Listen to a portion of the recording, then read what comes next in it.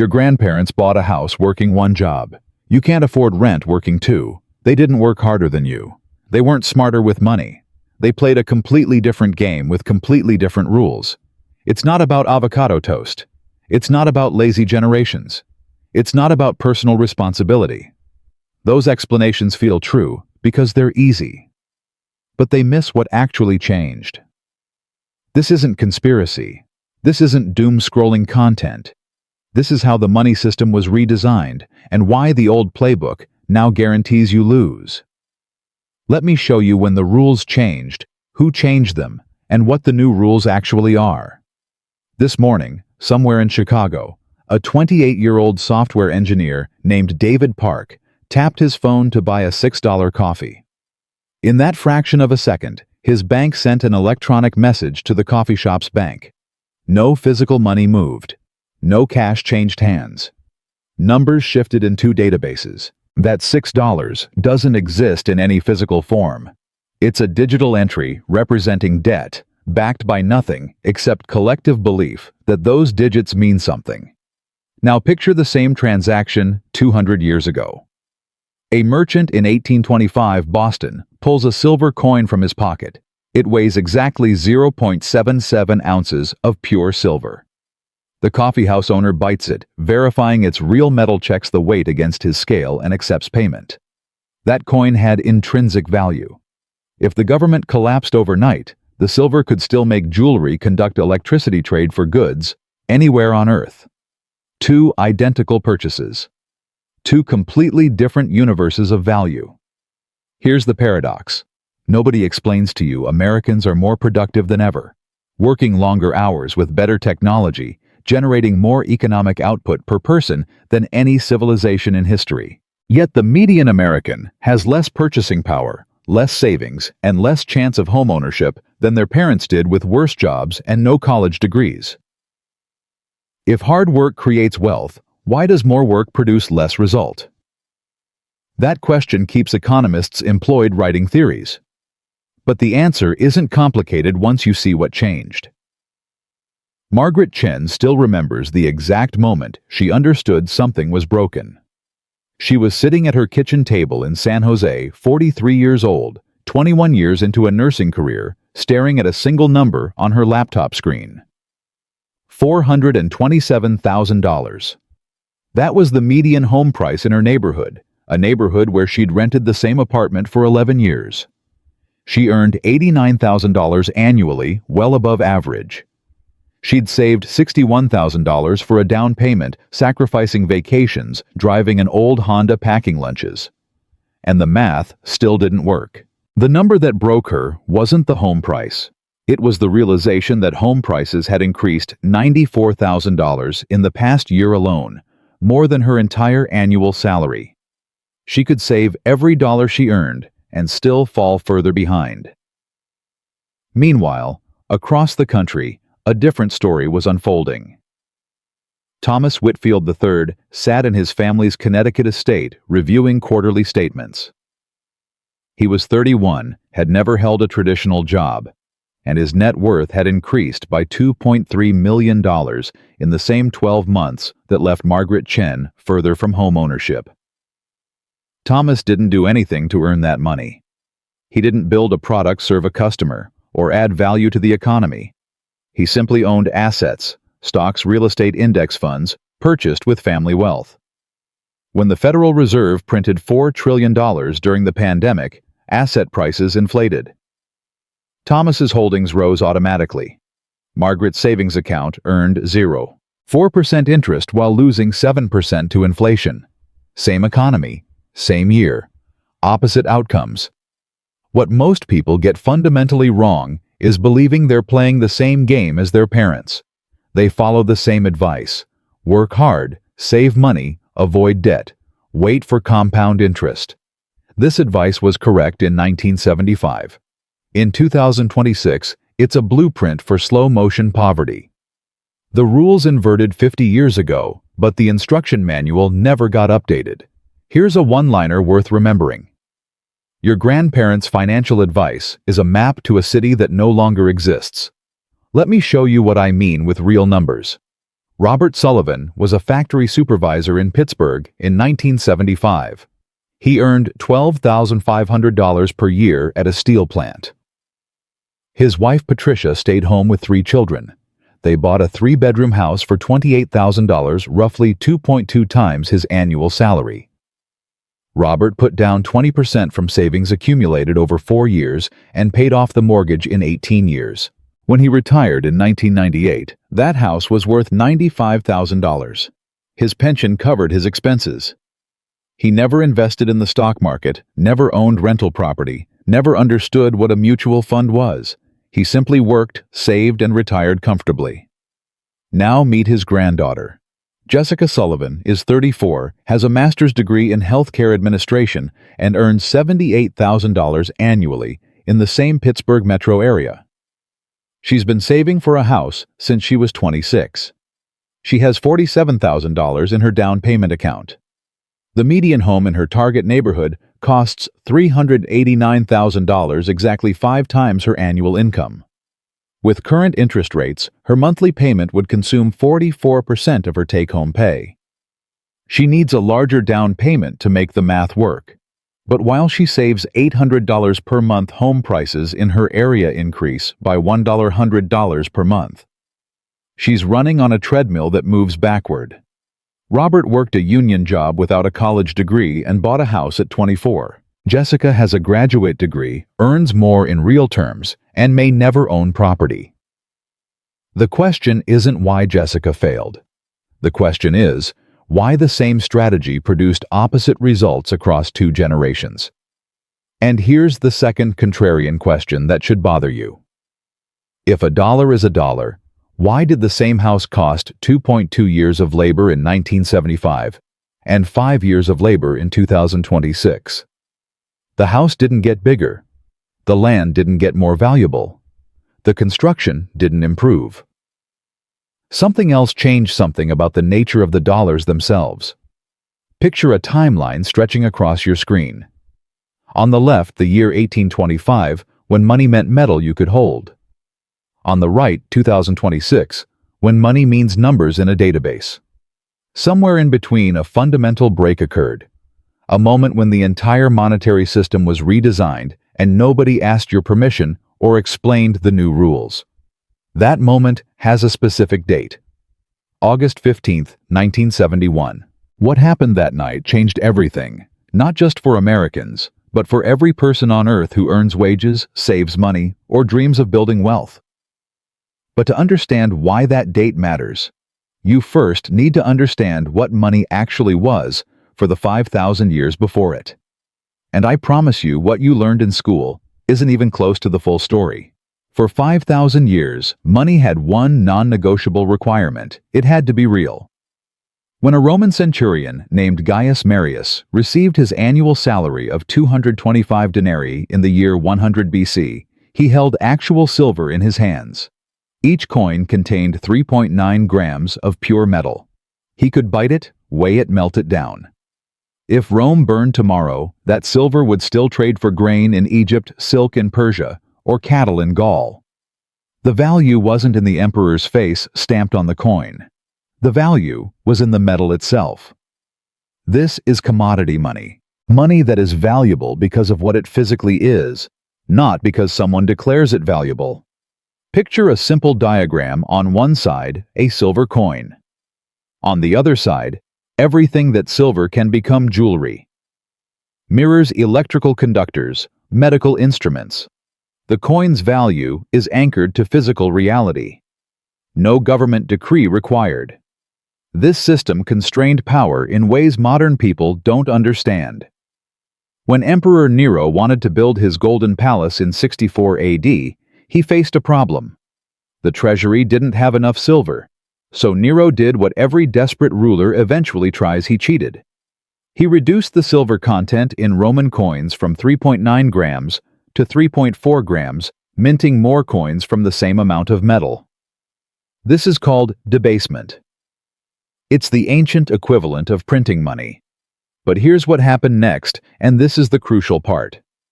Roman citizens noticed. Merchants noticed. Foreign traders noticed. Prices rose to compensate for the diluted coins. Nero couldn't simply declare that his cheaper coins held the same value. The market adjusted.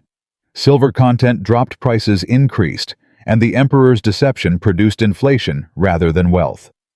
The system had a built-in immune response. Cheat the money, and reality pushes back. Marcus Chen, Margaret's grandfather, the one whose granddaughter now can't afford a house in San Jose, understood this instinctively. He immigrated from Taiwan in 1962 with $800 sewn into his coat lining. Not $800 in a bank account. Physical currency he could touch, count, and hide. In his world, money you couldn't hold wasn't fully real. When he saved in things: gold coins, land, a small apartment building in Oakland, bought for $47,000 in 1971. Marcus didn't trust paper promises. He trusted metal and dirt. His instinct was 5,000 years of human wisdom compressed into a single behavior. Now here's the question most people never think to ask. If commodity money worked for 5 millennia, protecting ordinary people from government manipulation, why did we abandon it? The answer begins with a war. When World War I erupted in 1914, European governments faced an impossible math problem. Mobilizing millions of soldiers, manufacturing weapons at industrial scale, feeding entire nations at war, this cost more gold than any treasury possessed. Britain, France, Germany, and Russia all made the same choice. They suspended gold convertibility, meaning citizens could no longer exchange paper currency for metal. This allowed governments to print money beyond their gold reserves. Heinrich Braun was a bank clerk in Munich in 1914, 23 years old, engaged to be married. He had saved 4,000 marks over 5 years, enough for a modest house and a secure future. The mark was backed by gold. Heinrich trusted the currency because the currency was tied to metal. When Germany suspended gold convertibility to finance the war, Heinrich wasn't worried. The government promised convertibility would return after victory. Germany lost. Convertibility never returned. By 1923, Heinrich's 4,000 marks couldn't buy a loaf of bread. The government had printed so much currency that a wheelbarrow of cash was worth less than the wheelbarrow. Heinrich's life savings, years of careful work, became wallpaper. People literally papered their walls with worthless marks because the notes were cheaper than actual wallpaper. One liner worth remembering. The difference between money and paper is confidence. Remove confidence and you're left with paper. What most people get wrong about the gold standard is thinking it was abandoned because it didn't work. It was abandoned because it worked too well at constraining government power. Gold convertibility meant politicians couldn't finance wars, welfare programs, or re-election promises by printing currency. They had to tax citizens directly, which was unpopular and limited. The gold standard didn't fail. It was murdered because it prevented powerful people from doing what they wanted. After World War II, the victorious powers created a new monetary system at a resort in Bretton Woods, New Hampshire. 44 nations agreed to peg their currencies to the US dollar, and the US dollar would remain convertible to gold at $35 per ounce. This made the dollar as good as gold and established America as the center of global finance. Visualize it like a wheel with spokes. Every currency connected to the dollar connected to gold. Gold anchored in physical reality. The system worked because foreign governments could exchange their dollars for American gold whenever they wanted. This kept America honest. Print too many dollars, and France or Britain would drain Fort Knox. For 25 years, the system held. Then came Vietnam. Eleanor Whitfield. Thomas. Whitfield III's grandmother attended a dinner party in Greenwich, Connecticut in the summer of 1968. Her husband worked at a major investment bank. The conversation that evening, she later recalled, was unlike anything she'd heard before. Bankers were worried. America was spending billions on Vietnam and billions more on domestic programs, but tax revenue wasn't keeping pace. The Treasury was printing dollars to cover the gap. Foreign governments were noticing. France, in particular, was demanding gold for their accumulated dollars. Charles said we couldn't keep both promises. Eleanor remembered decades later. We couldn't fund the war fund, the Great Society, and maintain gold convertibility. Something would break. She was right. By 1971, foreign governments had requested so much gold that American reserves dropped from 20,000 tons to barely 8,000. At the current rate, Fort Knox would be empty within 2 years. Here's the micro hook, the detail that changes how you see everything after. In the summer of 1971, Britain requested to convert $3 billion into gold. If America honored the request, other nations would rush to convert before the gold ran out. It would be a bank run on the United States Treasury. Nixon had a choice: honor the gold commitment and watch America's reserves vanish, or break the promise. He broke the promise. August 15, 1971, a Sunday evening. Nixon appeared on television and announced the temporary suspension of dollar convertibility to gold. Temporary, he said. That was 54 years ago. Think about what this meant. Before August 15th, every dollar was ultimately a claim on gold sitting in a vault. After August 15th, every dollar was a claim on nothing except the government's promise that the paper meant something. The anchor was cut. The wheel now spun freely. But here's the contrarian twist nobody mentions in textbooks. The economy didn't collapse. In fact, the opposite happened. Without gold constraints, the government could print money freely. The economy boomed. Stock markets rose. Credit expanded.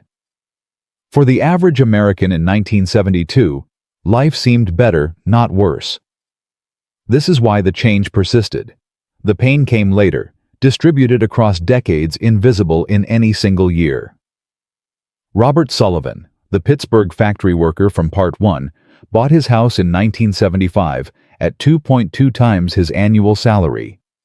He benefited from the transition, cheap credit, rising wages, inflating asset values.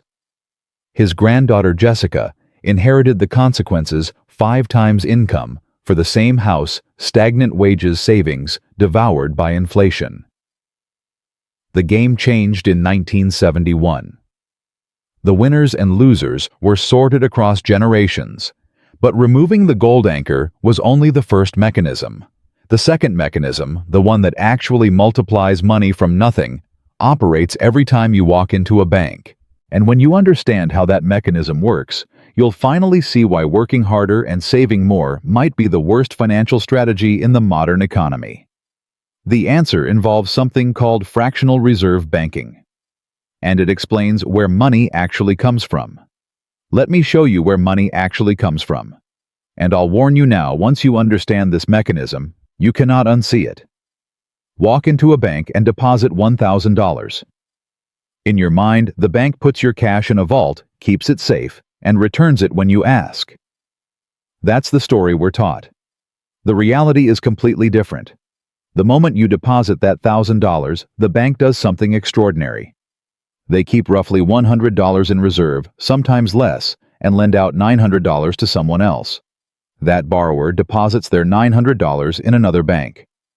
That second bank keeps $90 and lends out $810. The process repeats across the banking system, cascading through institutions. Visualize dominoes falling in slow motion, each one slightly smaller than the last, stretching across an infinite table. Your single deposit of $1,000 creates approximately $10,000 in the banking system. The other $9,000 didn't exist before. No one earned it. No one saved it. No one produced anything to create it. The money was manufactured through the act of lending. This is fractional reserve banking. Money created from nothing but a ledger entry and a promise to repay. Here's the first question that should disturb you. If banks can create money by lending, and lending creates money, what actually backs the dollars in your wallet? The answer is debt. Your dollars are backed by someone else's obligation to repay a loan. The entire money supply is constructed from IOUs stacked on top of IOUs, stretching upward like a tower with no foundation. Raymond Torres spent 31 years teaching high school economics in Phoenix, Arizona. He taught students that banks were intermediaries collecting savings from depositors and lending to borrowers. Safe, simple, stable. When he retired in 2019, a former student who'd become a financial analyst took him to lunch and explained fractional reserve banking in detail. Raymond still remembers staring at his untouched sandwich running the math in his head. "I taught thousands of kids the wrong thing," he told me. "Not because I lied, because I didn't know. Nobody explained how the system actually works.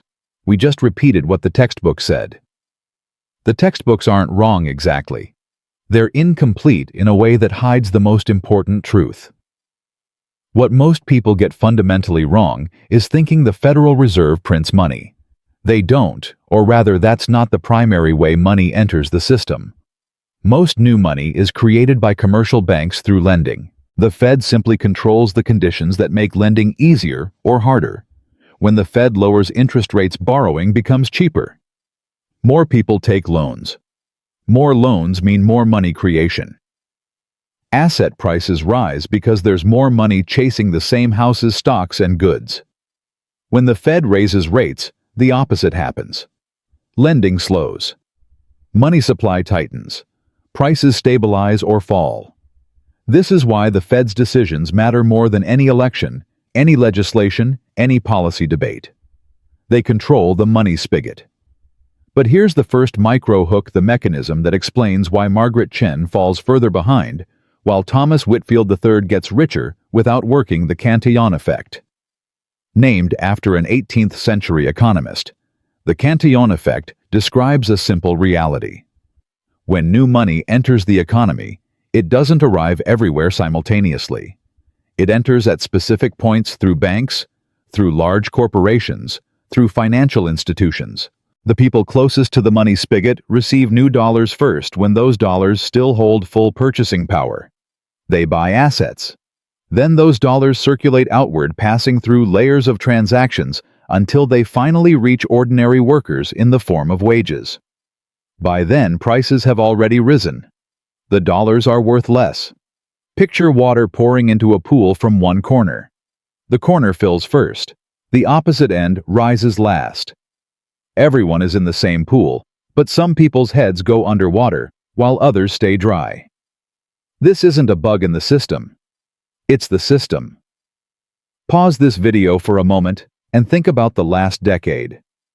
Ask yourself, who was closest to the money when the Fed printed trillions? Jamie Reyes worked as an emergency room nurse in Houston throughout the pandemic. 12-hour shifts, mandatory overtime, patients dying in hallways. She earned $67,000 in 2020, up from $64,000 the previous year, a 4.7% raise that felt like recognition. Meanwhile, the Federal Reserve created $4 trillion in new money between March 2020 and December 2021. That money flowed to banks, to corporations, to financial markets. The S&P 500 rose 114% from its pandemic low. Housing prices jumped 34% nationally. Jamie's $67,000 salary, when measured against exploding asset prices, made her poorer. She saved $22,000 during the pandemic hazard pay, overtime stimulus checks. By the time she tried to buy a house in 2022, that $22,000 covered less than 4% of the median Houston home price. Before the pandemic, her savings would have covered 7%.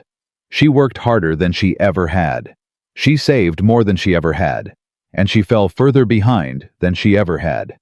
Now contrast Jamie with Harrison Blake. Harrison is 38, manages a private equity fund in Manhattan, and spent most of 2020 working from his Connecticut home. When the Fed announced unlimited asset purchases in March 2020, Harrison made a single phone call. His fund borrowed $120 million at near-zero interest rates and bought distressed commercial real estate. By 2023, those properties had appreciated 63%. Harrison's personal take from the transaction was $4.2 million. He didn't produce anything. He didn't save anyone. He didn't work harder than Jamie Reyes. He was simply closer to the money spigot. One-liner that should burn. In the modern economy, proximity to money creation matters more than productivity. Here's the second direct question. If the system transfers wealth from workers to asset owners every time the Fed prints money, why don't workers demand change? Because most workers don't understand the mechanism. They see rising prices and blame corporations, blame immigrants, blame the other political party. The actual wealth transfer is invisible, happening through percentage points, through inflation differentials, through the gap between wage growth and asset appreciation. No one hands you a bill. The money simply disappears from your future purchasing power.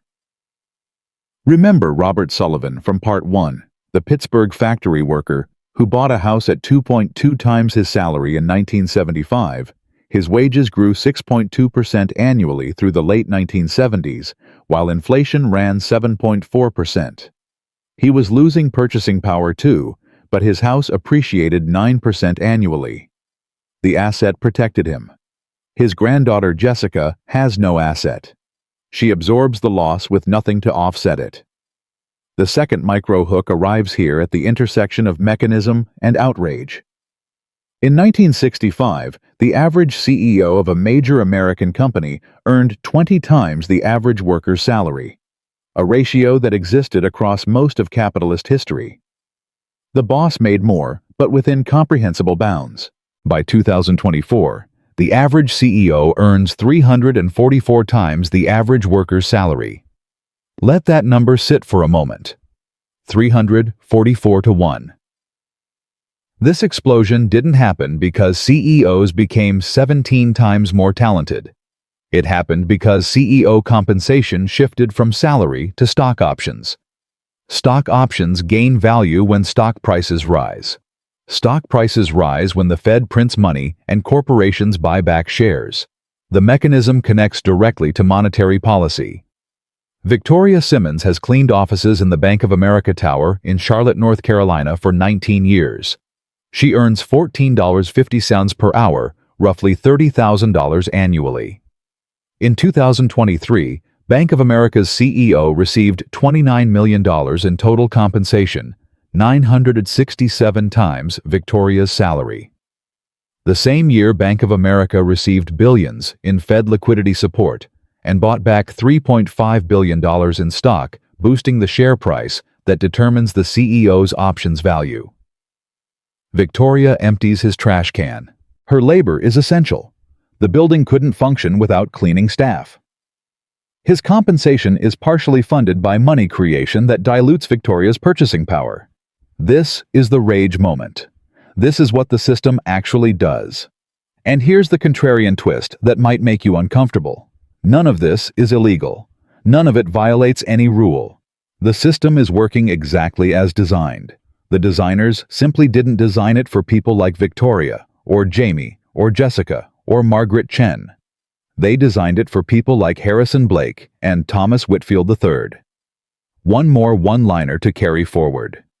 The economy isn't broken. It's fixed in favor of those who fixed it. Linda Nakamura spent 34 years as a financial journalist in New York. She covered the Fed, interviewed chairmen, reported on monetary policy. When she retired in 2021, she wrote a private letter to her daughter explaining what she'd learned. The public story, she wrote, is that the Fed manages the economy for everyone's benefit.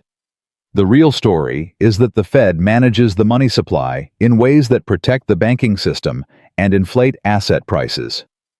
When those goals conflict with working people's interests, working people lose. Every single time. I reported on this for 3 decades.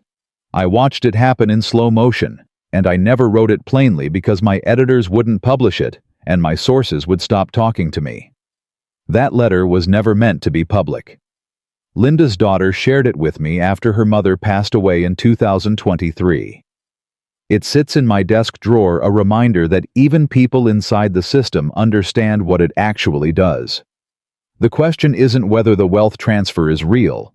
The question is what comes next. Because fractional reserve banking and the Cantillon effect have been operating for 50 years.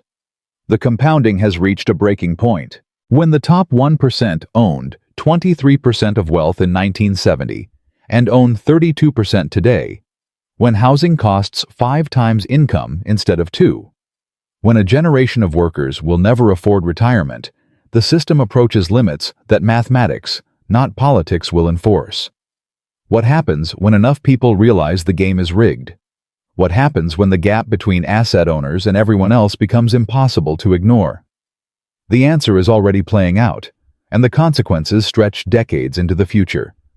Economies don't collapse like buildings. They decay like teeth, slowly and visibly, painlessly at first. Until one morning you wake up and realize the damage is irreversible. This is the story of the next 10 years. Not prediction, projection. The math playing out across time, across lives, across the widening chasm between those who understood the new rules and those who kept playing the old game. Let me show you 2 futures unfolding simultaneously in the same country. The year is 2035. Jessica Sullivan.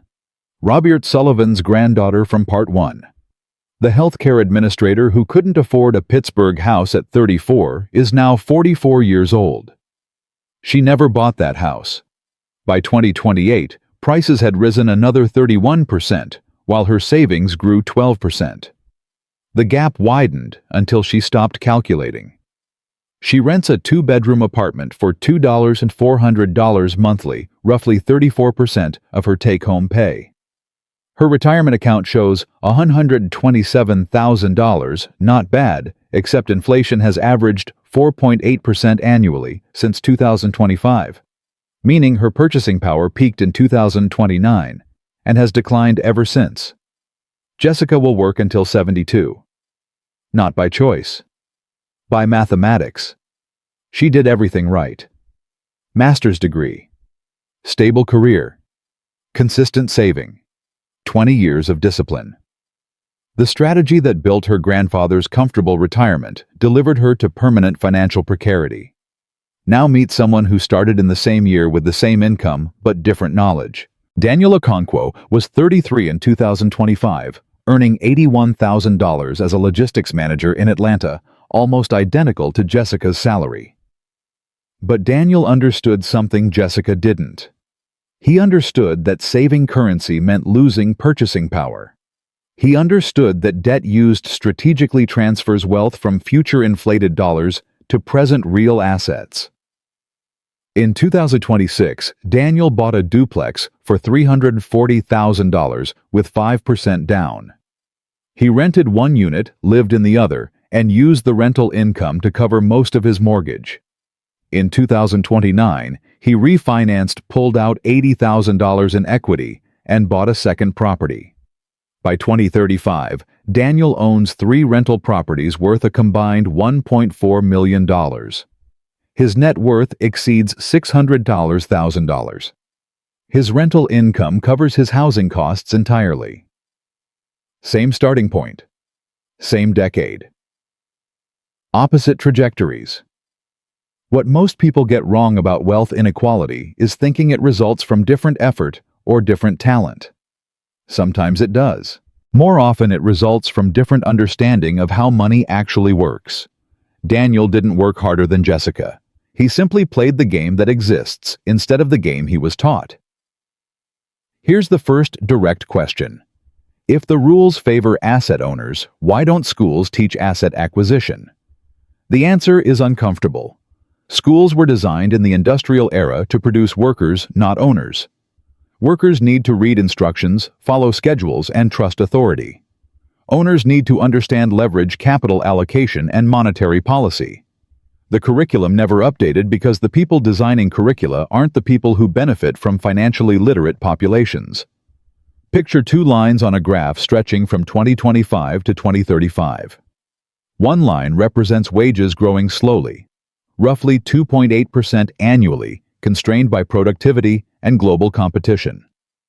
The other line represents asset prices growing 6.4% annually, fueled by money creation and credit expansion.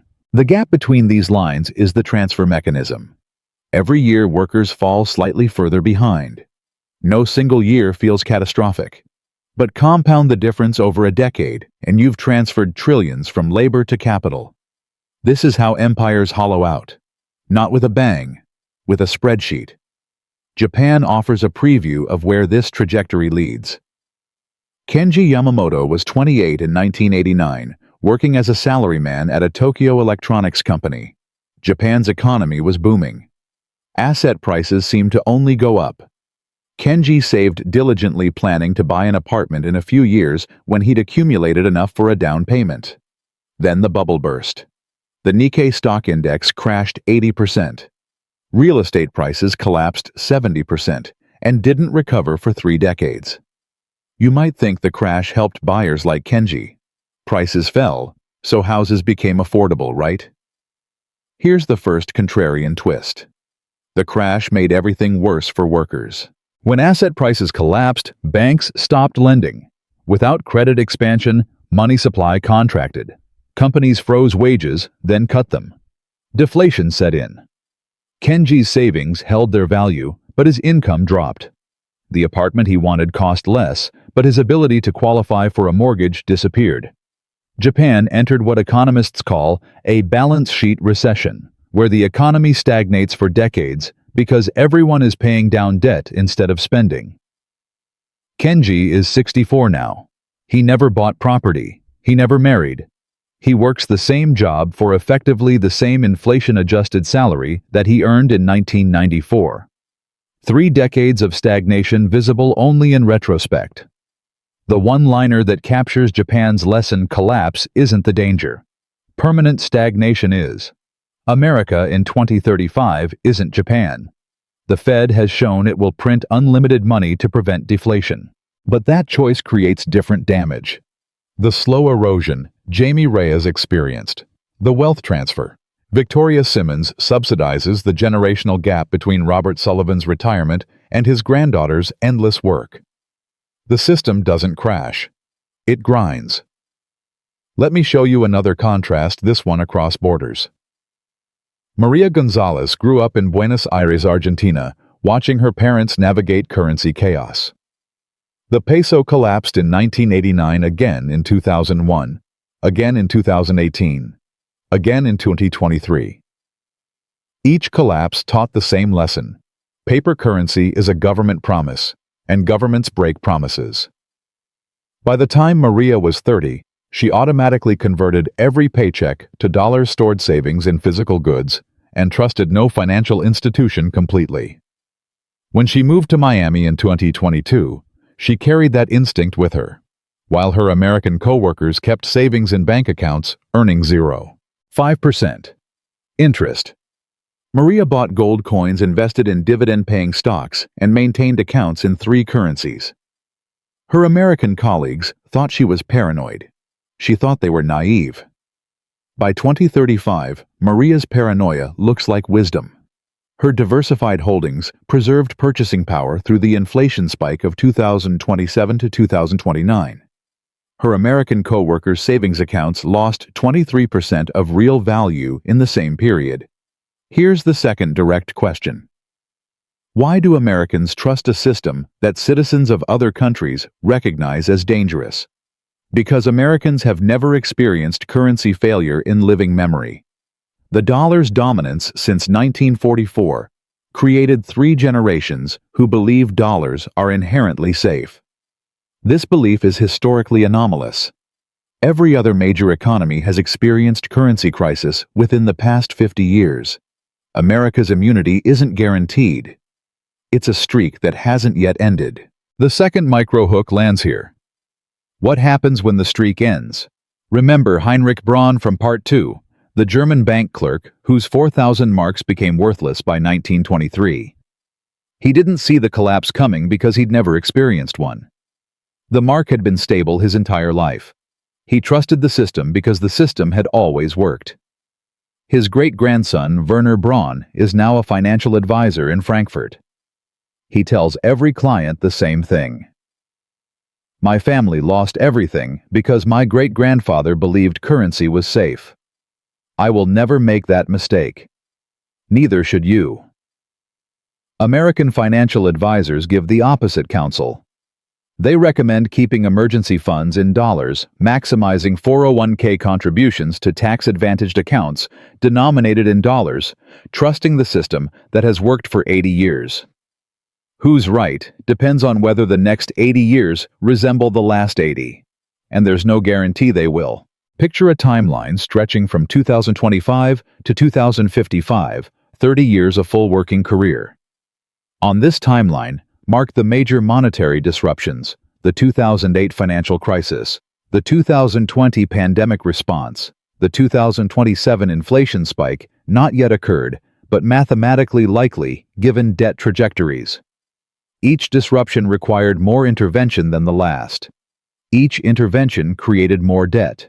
Each debt load demands more future intervention to service.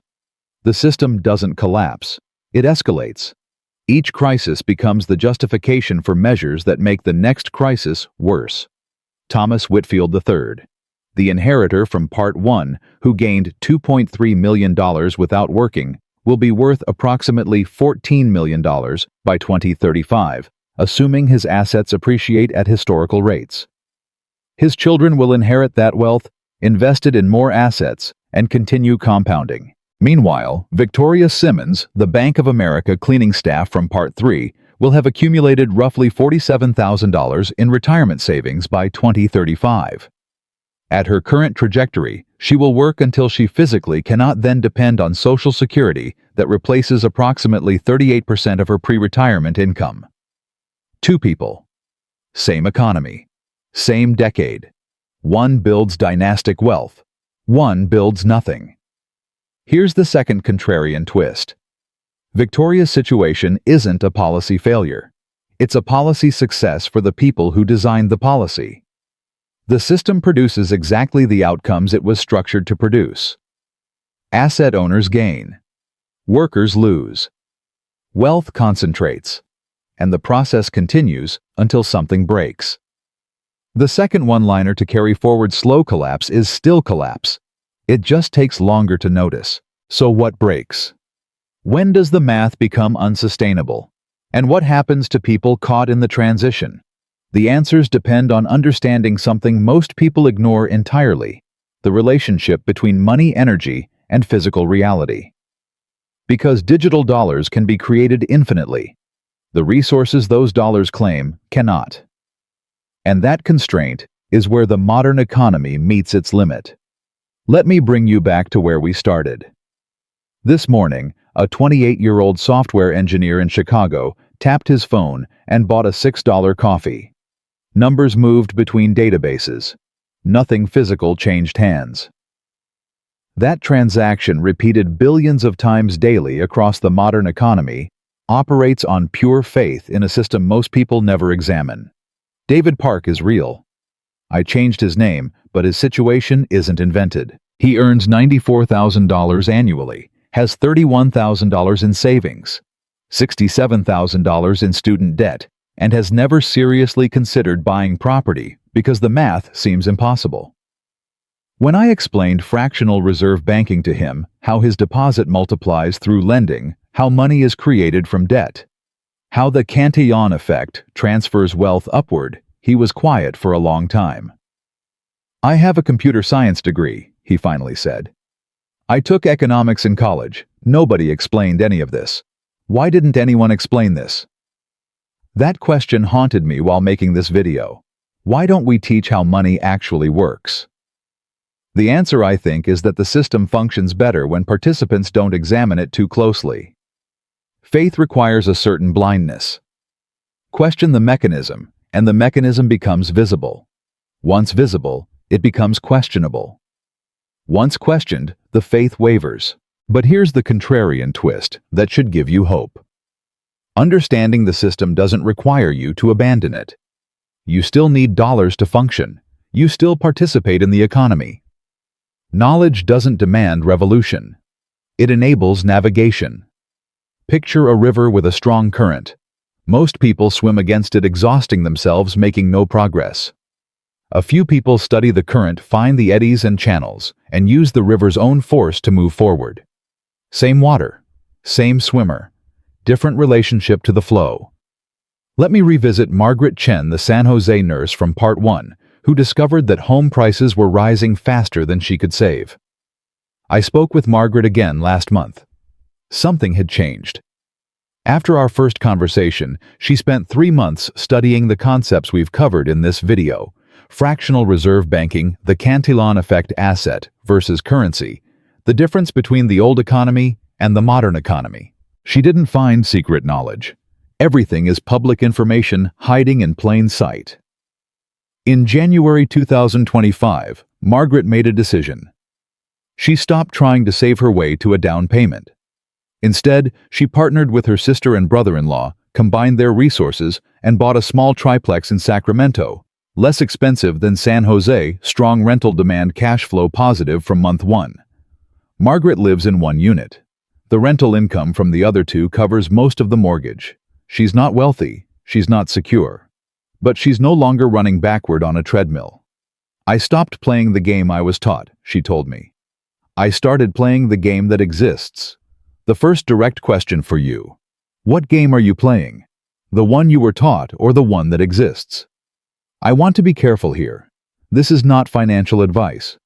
I don't know your situation, your risk tolerance, your obligations. What works for Margaret Chen might destroy someone else. The specifics matter enormously, and I'm not qualified to guide your specifics. But I can offer a framework: 3 questions to ask yourself that have nothing to do with investment strategies and everything to do with understanding your position in the system.